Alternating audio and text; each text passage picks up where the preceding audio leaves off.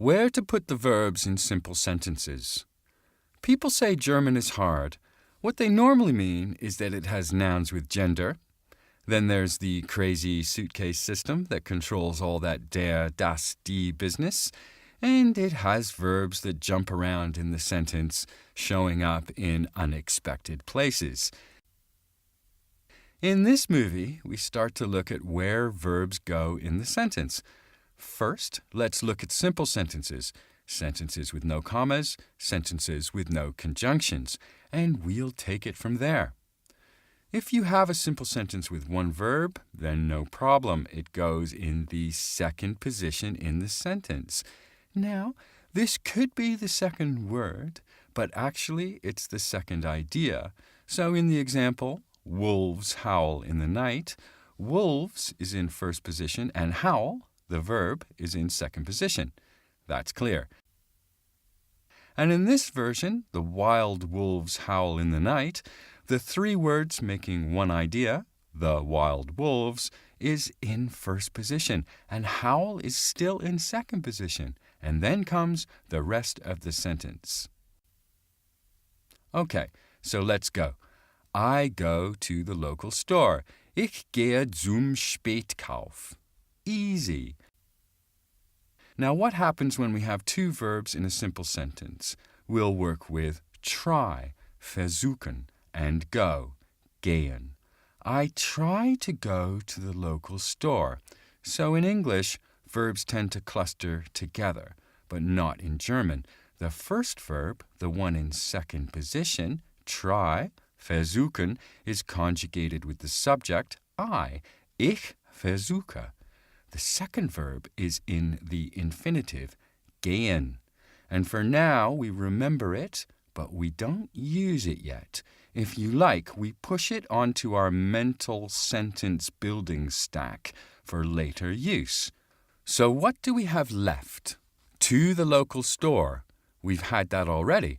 Zum Spätkauf. So we have Ich versuche zum Spätkauf. And we need the gehen. We put on our stack. Now we pop gehen and we put it at the end. Ich versuche zum Spätkauf gehen. And we're almost done, except we need the idea of to go. So it's with zu. This is infinitive mit zu. And so we get Ich versuche zum Spätkauf zu gehen. Period. Ich versuche zum Spätkauf zu gehen. Was that really so hard? Remember, the first verb generally doesn't want to hang around with the second verb and kind of bullies it to the back of the sentence. Well, that was so good, I think we should see it again. Let's take a past tense. I went to the local store. For went, we'll use bin gegangen. And we're going to push the gegangen part onto the sentence constructor stack. Ich bin zum Spätkauf. Pop the verb from the stack, gegangen. And with a modal verb, it's exactly the same except for one small detail. Remember modals? There are 7 of them, stuff like wollen, want, müssen, must, or have to, können, to be able to, can. I want to go to the local store. Ich will zum Spätkauf gehen. Notice, please, that there is no to translated in the idea of to go. It's just go, gehen, without zu. Why? Important point coming up. With modal verbs, you don't use zu. No infinitive mit zu. Just pop the verb in the infinitive and you're done. Now, honestly, that was not too bad. Do this a couple of times in speech and your confidence goes way up. So, to recap, with one verb, the construction is just like English for simple sentences. I go to the park. Ich gehe zum Park.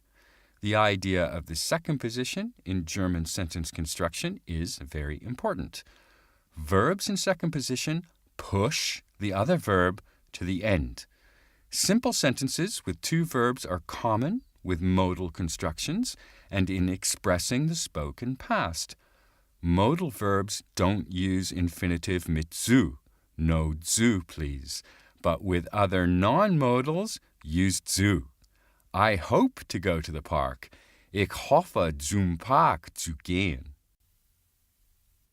And that's what there is to say about verbs and position in the simple sentence. Got it? Yeah? Well, if not, watch the movie again. That's what it's here for. This is Language Gym. Show up, work out.